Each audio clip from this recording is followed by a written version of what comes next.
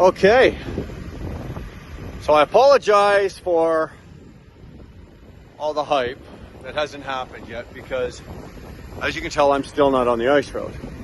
Unfortunately for us, Mother Nature has not cooperated, and there's nothing you can do about it. You can scream, you can yell, you can do whatever the hell you want, but if Mother Nature's not going to play, Mother Nature's not going to play. But we have had, like today, yesterday, we've had 3 days of the temperatures we need. We're expecting another 5 days of minus 30, minus 25, minus 30. So that's working on our behalf. The ice itself on the lakes is good. We're not worried about the ice on the lakes. The lakes is frozen. We've got the thickness we want. That's not an issue.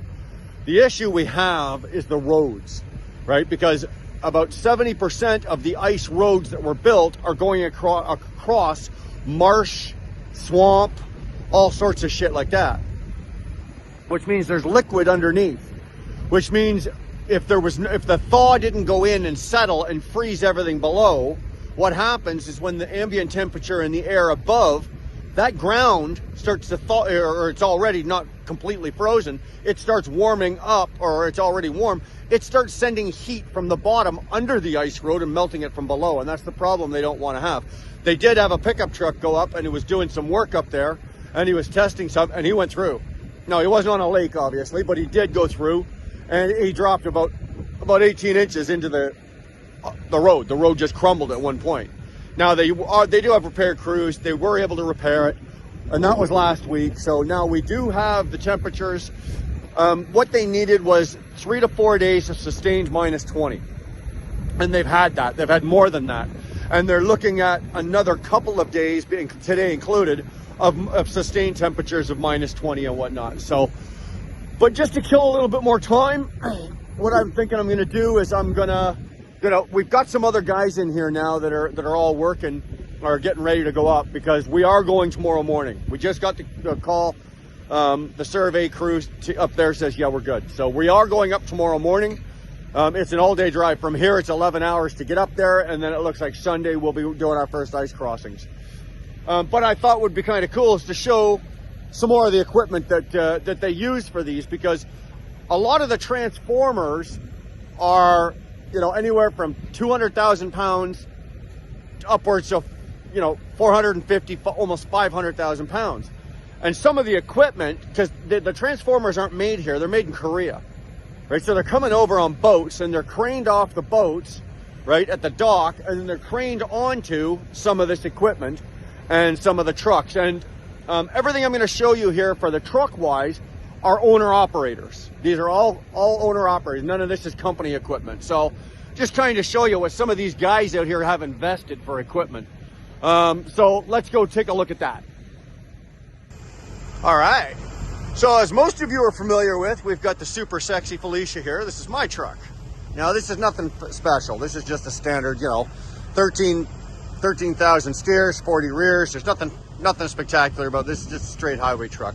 I did take the side panels off, and I am anticipating replacing that bumper. I'm hoping not to, but I'm anticipating I probably am. The bumper at the front, they say, is probably high enough. It's this portion right down here that's probably going to take the beating. So, panels off though, everything else is good. But I know you guys are going, oh my God, that's a sexy truck, but that ain't nothing.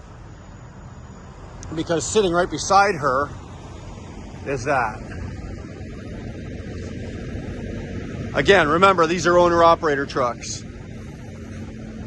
That's a 2017 Western Star Tri-Drive. That's a 4900. That is a whole lot of truck. Like, similar to the Kenworth, just this thing's the Western Star. This has a DD16. So the 16-liter Detroit. Mine has a DD15, the 15-liter Detroit. This has a DD16. Those are 64,000 pound rears, and that is a 22,000 pound front end.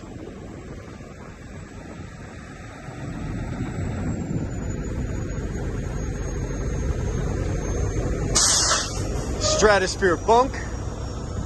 so she is comfy inside.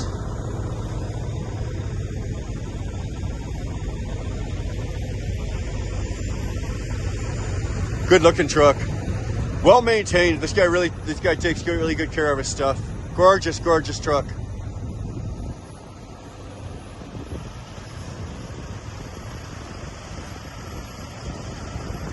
I'd drive that. I would. Again, remember, you're driving a tri-drive truck, you're not worried about fuel mileage. You don't need aerodynamics. You know, if you're getting 5.2 miles per gallon, you're having a great day. So, there you go. That one's gorgeous. Is it as beautiful, like just looks-wise comparison as, say, to the W9 that we did? I would say possibly. I like the bunk on this with the Stratosphere bunk. It's got the bigger bunk, but they're both good-looking trucks. I think this is just as sexy as that W9. Just my opinion. What do you guys think?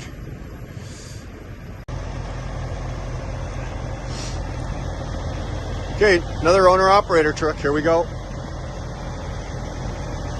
It's a 2012 T800. Obviously, Kenworth, we know. It's got a 655 ISX. Not sure about the torque settings. 18-speed manual with a 2-speed rear end. 46 rears. 20,000 pound front end. This thing will pull like a bat out of hell. Absolute gorgeous. Again, you would think for the amount of abuse that these guys put on these trucks, and it's not really abuse, but they are well maintained, man. And the funny thing is, because it's the heavy haul game, they don't put a lot of miles. Right? This is a 2012, and he's got just around 600,000 on it. But he paid it off in the first 18 months he owned it. He bought it brand new. And this is all he's done. It took him 18 months to pay it off. Not too bad. Not too bad at all. I'd like to get you a shot of the other side, but there's another truck on the other side over there, so let's go see what else we can find. Oh, standard tri-axle, nothing exciting. We come over here. This, for those of you that don't know, this is an RGN. Or it's called a double drop, or a lowboy, or you got a fucking dozen names for these things. And these are usually used for moving equipment, anything, you know, wheels, combines, trucks, trailers, or tractors, heavy equipment, anything like that. You can put things on it. For example, they have moved smaller transformers, I've actually moved a building on one of these, 16-foot wide building. So you can put just about anything on them. The beautiful thing about these, RGN stands for removable gooseneck, is that portion there, got to start here. This here hooks into your fifth wheel, right? There's your pin. There's your lines, hooks into your fifth wheel, truck backs under it. But then where's the levers on this one? Other side. Anyway, this whole piece here actually comes apart. So this piece would sit on the ground. This piece would uncouple, and you would drive the truck forward with this whole piece attached to the truck. And then there would be ramps that come off of there, very small ramps. Matter of fact, I think they're probably on here somewhere. Very small ramps. And then you could either drive, say a tractor, a bulldozer, whatever, right up, you know, from here, you just drive it right up like that to there. On it would go, and then you center it, move it, whatever you got to do. Or you can leave the whole thing coupled, and for example, a lot of the stuff would be done by crane. A crane move, and you could drop a building on this. a transformer on this. Anything of any size could be put on this that can be crane lifted or fork lifted on. So that's actually kind of cool. Those are not uncommon. You see a lot of these. There's good money in this, but you need to be steady with it. And right now the market on these with this is over. It's over. I think my mouth is freezing here. Anyway, there's too many guys doing it. So there would be your controls for it, right? Airlines. So there you go. There's an RGN, a gooseneck. So I know you've already seen one of the company ones. This is one of the owner operators.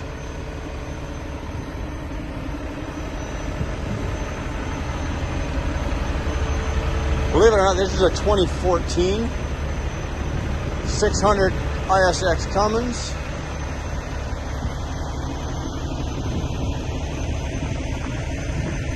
Again, this one's got 64 rears, 20, I can't remember, he said 21 or 24,000 pound steers. That's insane. But this is a 2014. This guy's absolutely maintained this thing immaculately. Gorgeous, gorgeous truck. I'd want one, but Dar won't let me spend the money. She just won't let me spend the money.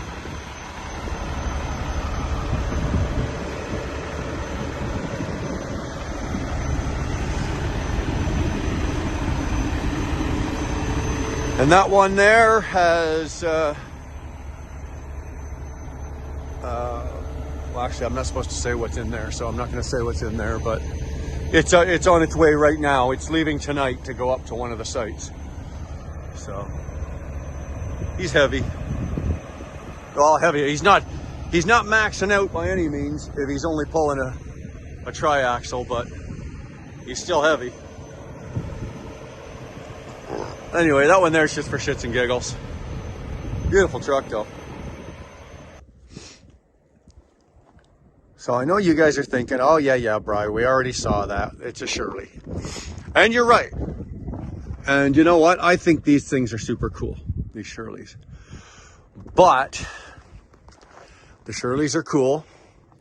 A lot of moving parts, a lot of weight, a lot of responsibility. But I'm going to take you right to the front of this. I don't want to... Okay. So here's the front of this thing. Okay. Now, those legs on either side are just for support because there's no truck under here. Your truck would back under here, for example. Okay. There's your air connects. There's your kingpin. Right. So those legs on either side are just for support.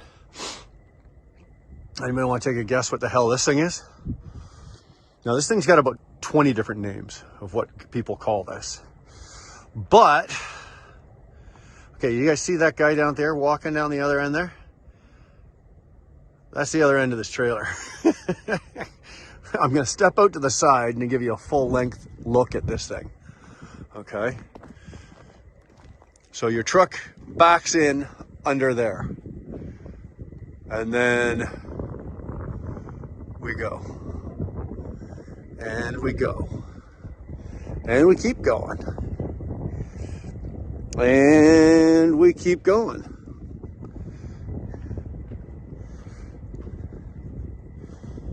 And as long as we're going, we keep going some more. So I'm just going to give you the full view of this thing, and then we'll just walk over to the back of it. And I'll just give you a couple of the quick specs on it. There's no set specifications for this thing because it can be actually altered and changed, and they can do a whole bunch of other things, add pieces to it, take pieces off of it, which would obviously change the what it can carry and what it can do, right? So this is obviously a really specialized piece of equipment. As you can tell, it's snowed in a bit here. It hasn't moved in a couple of days or a couple of weeks or whatever. It hasn't moved. So there you go. There's the back. We went from the front all the way to the back. I need a sandwich now.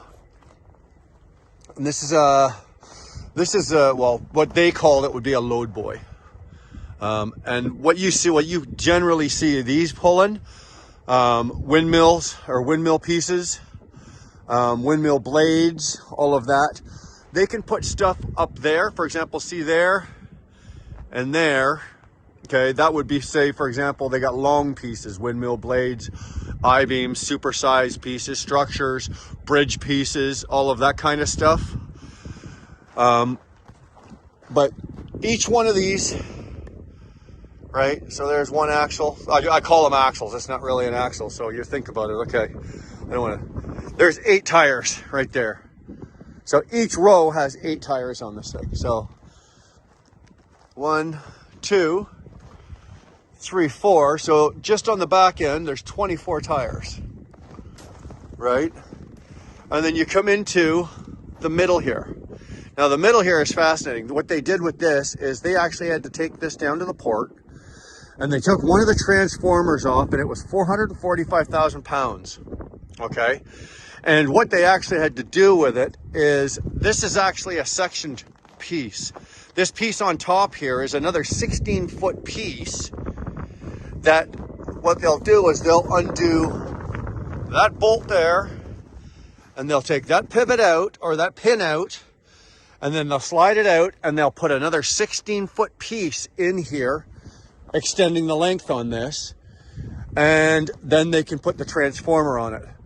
And the transformer, of course, there was other stuff, you know, they didn't just drop the transformer onto that. There was obviously wood pieces, lumbers, jacks, all sorts of shit like that went on it. And they secured the transformer onto that, and then it had to be brought from the port all the way up to, actually it was brought to this yard first, and then it was taken to one of the staging yards that we're going to be going to tomorrow. Actually, the staging yard I'm going to tomorrow, the facility I'm going to tomorrow, is not the where that one transformers, but there are 2 other transformers up there that are the same. I don't know how many total they've moved, but they've moved. I know there's 6 of them up there right now, and I know that there's still another 2 on their way. So that is impressive. That is impressive. And for, you know, you might need a couple of permits. Yeah, throw a couple of lights on your truck, and that's about it. You're probably good. You know, don't worry about flags, people. Don't worry about shit like that. No, don't worry about it. You're good. So there you go. Like that is a really impressive piece of equipment. If I had to guess on a price, I don't think I could. You're into the millions, easily into the millions for something like this. You know, this ain't no, you know, $400,000 or $250,000 piece of equipment. You are into the millions. So there you go. I thought you guys might want to take a look at that. That's a really cool piece of equipment. I think I've got a couple more little ones laying around here, but nothing really worth looking at. So with that, you know what, man? Hope you guys are having a good day, and we'll see you down the road.